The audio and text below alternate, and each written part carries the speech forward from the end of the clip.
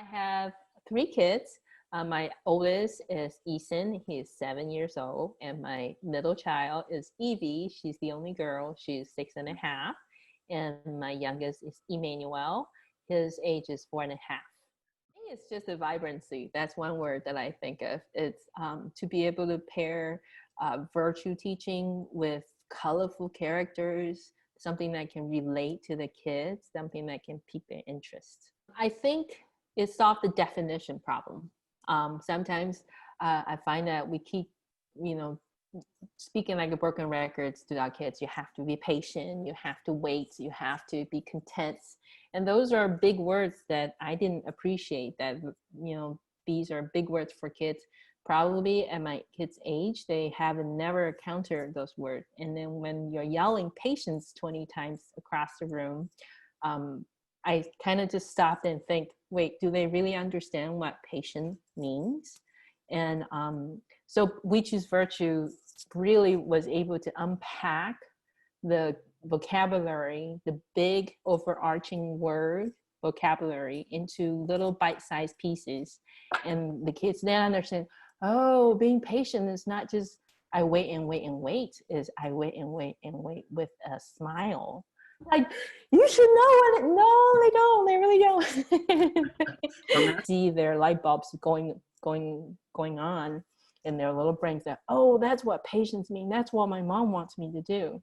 So it actually almost translates for me into kiddish in terms of what I think virtue is. Sometimes we need that kind of reminder as grown-ups too, right? Patience is not just waiting, it's waiting with a good attitude. I think coming from my background, I was born and raised in a Chinese family. And growing up, my mother always have emphasized on my academic achievement. And so much so that I see there's a trend and there's a competition between the Chinese kids, Asian American kids growing up. The parents would emphasize on academic achievement rather than character development. And working in a university, I was able to see on the other end of the pipeline, they can score A and 4.0 GPA, but they don't really get it. They don't really get what contributing member of society means. They don't get what a virtuous person means. So without a virtuous character development, it's just hard. And be able to see it from the other end of the pipeline made me think that, well, how am I going to teach my kids? I want them to be able to know God and make him known, to be so in light of his word first and foremost, then, have a perfect GPA. And that's more secondary to me. So that's why I think in our homeschool curriculum, we always think that, and I want to remind myself that character training is always first. I have the tools. I find that I have more ammunition in terms of teaching. I have more words and more vocabulary in terms of teaching my kids. And we were able to sort of integrate We Choose Virtues, those 12 virtue traits, into our everyday lives, not just when we're doing school. We were able to go outside and use it in our daily, when we're riding a bus, when we're waiting for to cross the road, we're in our daily lives. This is the season where we do Operation Christmas Child. And so we start packing our Operation Christmas Child shoebox. And with young kids, when you take them to the store and buy things, sometimes they really want things for themselves. The idea of keeping your wonder under control so that you can hear other people's needs. So we start talking about the people who are receiving the shoebox and what are their needs. So keep your wonder under control. And before we set foot inside the Dollar Tree store, we actually talked about it. We, kind of outlining our expectations, that this trip is not for you. Try not to listen to your wanters and keep your wanter under control, and listen to what the shoebox recipients' needs and their wants might have.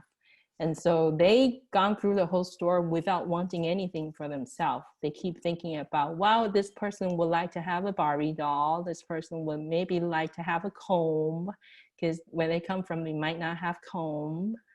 So that was a really wonderful, successful experience. I would say to her, like what you said to me, like it definitely is not an on and off button. It's a journey. It takes parents modeling those character traits. It takes parents repenting when we're not modeling those character traits. So we definitely want to bring in the salvation of Jesus Christ in here, because we can't do it all. We can't do all 12 and be virtuous without him.